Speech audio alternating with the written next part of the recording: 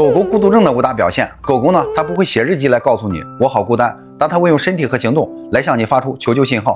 你可不要傻傻的看不懂。那第一个，拆家不是报复，是恐慌发作。很多的新手都会犯一个错，回到家之后看到一地的狼藉，沙发呢掏了一个洞，垃圾桶也翻了。那第一反应就是这狗是在报复我出门，那你就大错特错了。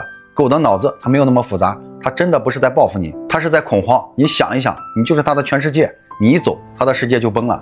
它啃沙发抓门，其实在试图挖洞去找你，你可千万不要去打它，这样呢不仅没有作用，还会加重它的恐惧感。你可以给它留一件有你味道的旧 T 恤，这比任何的安抚都管用。第二个，持续吠叫不是无聊，是呼唤同伴。尤其是在你走了之后，你是不是觉得它精力太旺盛，或者就是单纯的嘴贱呢？仔细观察，你就会发现它的叫声里边全是这个凄凉和无助，那不是在吵闹，那是在狼群失散之后寻找同伴的嚎叫，是刻在基因里的本能。他在用最大的力气在喊：你在哪儿？我一个人好害怕。其实你出门前别搞得跟生离死别一样，安静的离开就可以了。回来呢也别太激动，让他明白出门和回家都是一件很平常的事。第三个，对你寸步不离不是爱，是极度没有安全感的表现。那你家狗呢，是不是像个跟屁虫一样？你上厕所还要蹲在门口，你从客厅走到卧室它也要跟着。很多人都觉得这是狗狗爱自己的表现，其实这种情况呢十有八九是极度缺乏安全感的一个信号。它不是在表达爱，它是在监视你，因为它非常害怕下一秒你就会从它的眼前消失。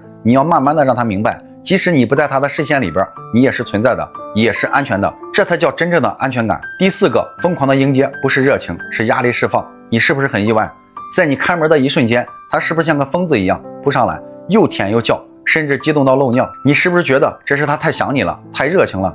对，想你是真的，但这种超乎寻常的激动更像是一个高压锅，在你开门的瞬间炸了。那一整天的焦虑、不安、等待，在见到你的那一刻全部爆发出来了。那不是纯粹的快乐，那是积攒了一整天的压力得到了释放。那这个时候呢，咱们要学会冷处理。你进门以后先别理他，放下东西，换好鞋，等他稍微冷静下来，不再扑你跳你的时候，再蹲下来，用平静的语气给他打招呼，摸摸他，这等于在告诉他你冷静下来才能得到我的关注。第五个，舔舐身体不是爱干净，是自我安抚的表现。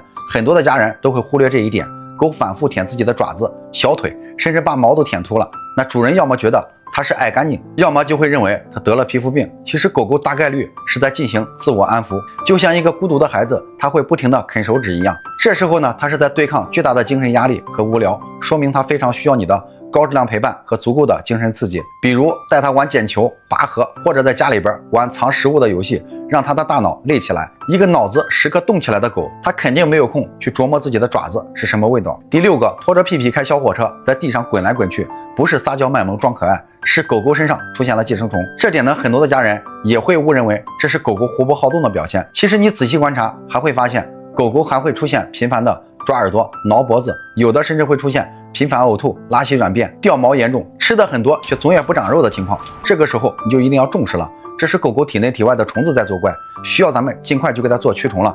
那去宠物店做过驱虫的家人肯定都知道，便宜的一次收你60、70，进口的贵的收你100-200。其实现在驱虫的成本已经非常低了，以后就不要被宠物院高价的驱虫掏空钱包了。今天呢，我就给大家分享一个既方便又省钱的驱虫方法，驱一次虫也就1-2块钱，并且还是纯植物的，对狗子的肠胃和皮肤没有任何的刺激，大狗小狗都可以放心去用。它就是很多大型犬舍和宠物店都在悄悄使用的回声万一镜。这一瓶里边有100粒，咱们按照狗狗的体重来使用，每个月连续给狗狗喂上5天，像狗狗体内的绦虫、线虫、钩虫、蛔虫、吸血虫、螺旋虫、弓形虫等等，以及体外的虱子、跳蚤、蜱虫、螨虫等，以及它们的虫卵和幼虫，它全部都可以驱杀干净。并且它设计的是奶香鸡肉口味，你不用担心你家狗子挑食不吃，你把它拿在手上，狗子闻着味儿都会主动去吃，非常的方便。那这个回声万一镜，如果说你身边没有卖的，或者一瓶卖你70-80甚至上百，你可千万不要上当去买。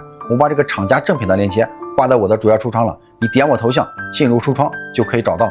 那学会的家人可以顺手转发给身边养狗的家人和朋友，他们也一定用得到。